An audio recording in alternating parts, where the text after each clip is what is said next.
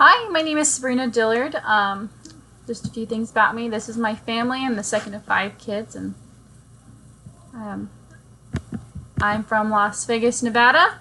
I served a mission in New York, Utica. I'm a senior here at BYU, Idaho, studying early childhood special education.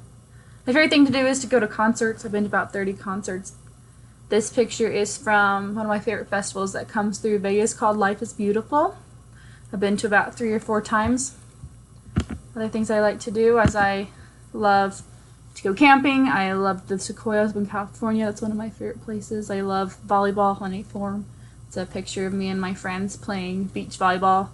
And I love Dodger baseball. That's one of our older pictures we took when I'm going to a few Dodger games. Class of expectations is just I want to further understand the dynamic of different cultures and their effect on the education system and how I can adjust to be the best educator for my future students.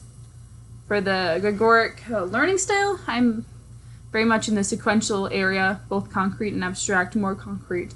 I kind of just like things done, and I like them orderly, and I like how I do things. I'm very much a planner. Yeah, those are just a few things about me, and I'm excited to get to know everyone in the class.